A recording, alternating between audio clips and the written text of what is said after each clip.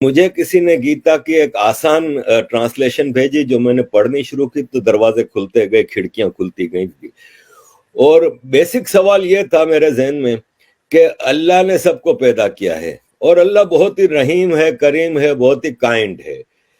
تو پھر میں یہ سوچتا تھا کہ پھر ایک کائنڈ ہے، وہ کہتا ہے کہ جو کلمہ نہیں پڑھتا اس کو میں جہنم کی آگ میں جلاؤں گا. تو میں سوچتا تھا کہ یار میرے بچے ہیں، اگر اس میں سے ایک بچہ میری بات نہیں مانتا تو کیا میں اس کو آگ میں جلا سکتا ہوں؟ تو جب میں ایک انسان نہیں کر سکتا تو وہ رحیم و کریم کیسے یہ کر سکتا ہے؟ تو مجھے گیتا میں اس کا جواب یہ ملا کہ اللہ کہتا ہے قرآن میں کہ بھائی میری بات نہیں مانو گے تو میں جہنم کی آگ میں جلاؤں گا. گیتا میں بھگوان کرشن کہتے ہیں ارجن کو کہ میں نے تمہیں سارا گیان دے دیا، ساری باتیں سمجھا دی، اب یہ تم پہ ہے، تم مانو تو مانو، نہیں مانو تو نہیں مانو.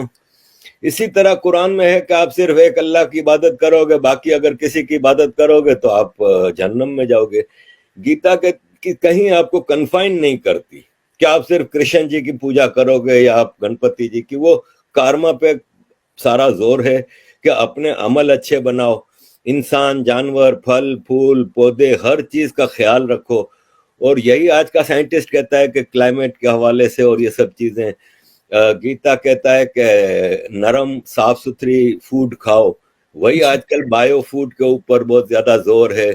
تو یہ سارے جوابات مجھے گیتا سے ملنے لگے، اور پھر مجھے ایک خوبصورت دھرم سے انٹروڈکشن ہوا جس میں سارے انکلوسیو فیسٹیولز ہیں کہ آپ سارے فیسٹیولز، ایک تو فیسٹیولز کا دھرم ہے، اس میں کہیں کوئی مار کٹائی یہ وہ نہیں ہے، نان وائلنس ہے ٹوٹل. اور اس میں انکلوسیو ہے کہ آپ سب کو دیوالی کی برفی کھلائیں، آپ سب کے ساتھ مل کے ہولی منائیں، دیوالی منائیں، یہ وہ. مسلمان کہتا ہے نہیں صرف ہمارے فیسٹیول مناؤ، باقی فیسٹیول منانا حرام ہے.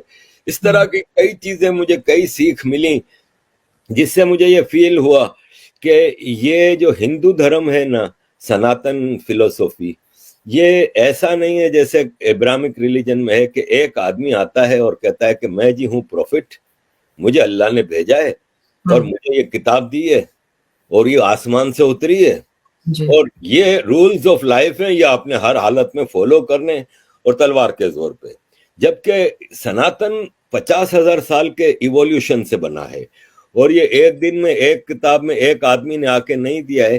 اس میں وید آئے، پرانے آئے، گیتا، رامائن، اس میں مختلف دور میں مختلف سیکھ دی گئیں، اور ایک بیسک آئیڈیولوجیکل فیض ڈیولپ ہوا جس میں کہیں بھید بھاؤ نہیں ہے.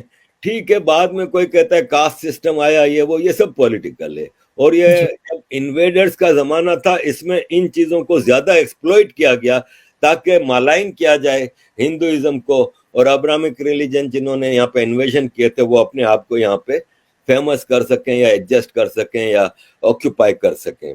تو باقی ادروائز میں نے دیکھا ہے کہ جیسے عورتوں کے حوالے سے سب سے زیادہ مجھے مشکل یہ آتی ہے کہ دیکھیں دنیا کی 50% پاپولیشن ہے نا، وہ عورتیں ہیں، لیڈیز ہیں، فیمیل ہیں، مہیلائیں ہیں.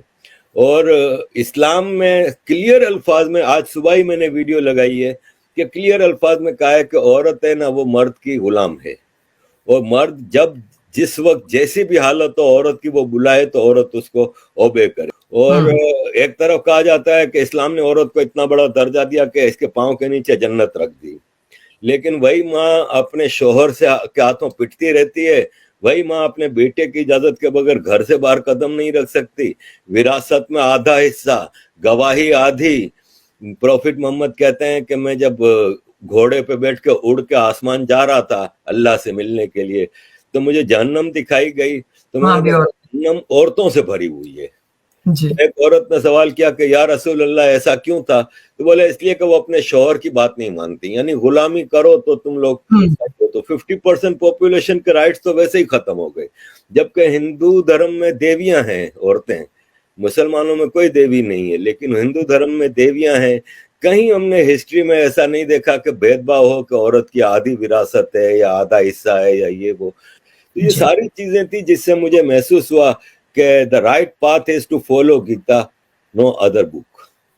जी, बहुत अच्छी बात है। मुझे तो बहुत खुशी होती है आपने इतना अच्छा मतलब गीता को समझना, मैं भी बहुत लेट समझी लेकिन समझे तो पता चला कि क्या था अब्राहमिक रिलीजन और क्या है ये, इसके भेद ही हमें पता चल जाते हैं।